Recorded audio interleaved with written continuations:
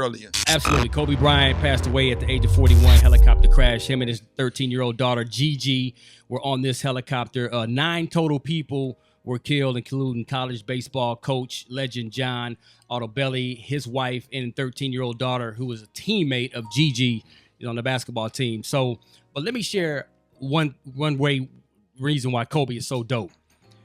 LeBron James, the day before, just passed him on career total points scored in career. Number three. All right. It wasn't at the Staples Center. This was in Philly. They were playing the 76ers. Kobe traveled from LA to Philly to go show the support of the man that's about to pass him. All the way across country. All the way across country. And matter of fact, his final tweet was like, "Congratulations, my brother." You know what I'm saying? Take this torch and keep moving with it. So LeBron James, we have an audio clip from him as well. So I mean, it's just too much. It's just too much. The story is just too much. It doesn't make sense. And just to make a long story short, now I'm here in the Lakers uniform in Philadelphia, where he's from, where one of the first time I ever met him, gave me his shoes. He won All-Star Week. It's surreal.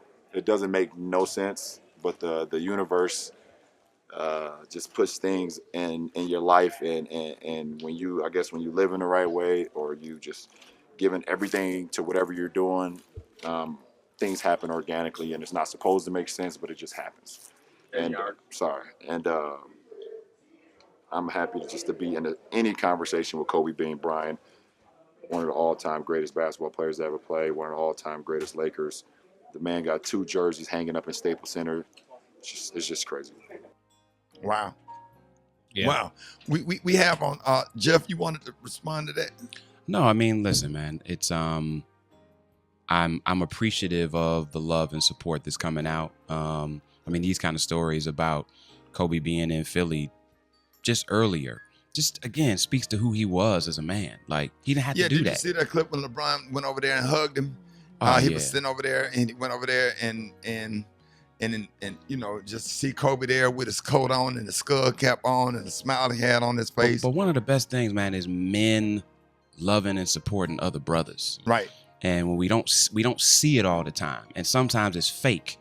And for him to roll through Philly to honor another brother that does what he does, to me is a quintessential aspect of what a man is. Right. Special K, what you were thinking? Yeah. Man, yeah, this is tough. This is a tough one to get through, man. My son's a basketball player too, and you know, we're all fathers, and I relate to it more from the standpoint of a father, and looking at all those pictures of Kobe with his daughter. Mm-hmm. And And we all have daughters, and we all spend time with our daughters, and so it hit on that level, just what those families are going through right now, and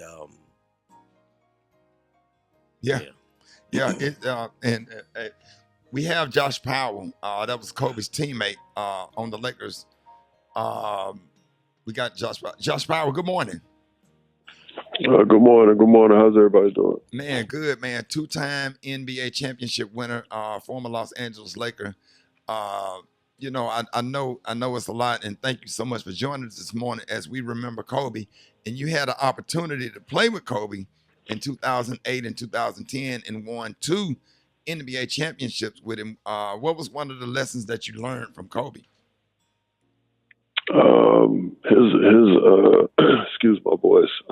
His attention to detail was something like I've never seen before ever, on and off the court, and just his obsessiveness with being great, which showed, you know, as a man, as a husband, as a father, as a friend, as a teammate, just across the board. That's one thing I definitely admired about him, you know, along with his work ethic. Hey, Josh, we always talk about his Mamba mentality. Can you share your favorite Mamba moment? What's your favorite Kobe Bryant moment?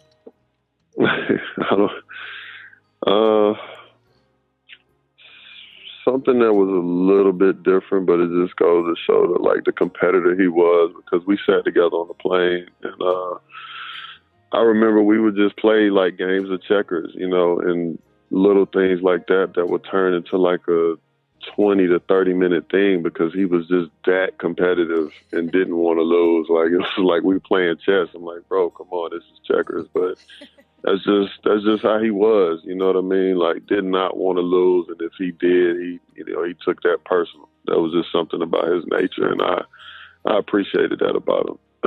Man, hey, real talk, Josh.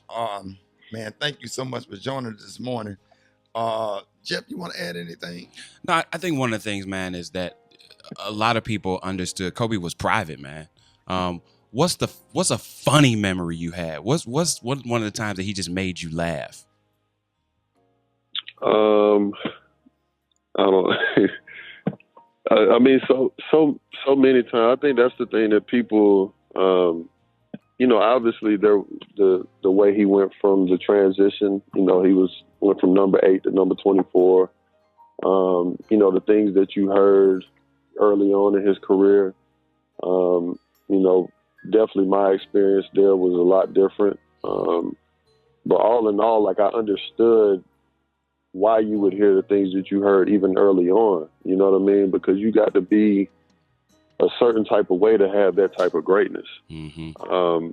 But he was just somebody that joked, laughed all the time. I remember he did a crazy photo shoot. I don't know if y'all remember it, but he had like the white hat with it was a real crazy photo shoot, man. We lit him up. Like, I remember I put up big pictures of it in the locker room. And, I mean, he came in there, man. Even though he was feeling the way about it, but he was just like, shoot, that kid, got to get to that check. I said, I ain't mad at you, but all money ain't good money. I'm not gonna do all that, but he's just an amazing guy, man. He's a true king, true legend. Man, just I'm at a loss for words, so I apologize, but he's just a great guy. Thanks, Hey, Josh, man, we really appreciate you coming on this morning, taking time to talk with us. And, you know, our prayers go out to you and your fellow teammates and families. And we definitely sorry for your loss. I couldn't imagine. I wish I could have met Kobe Bryant.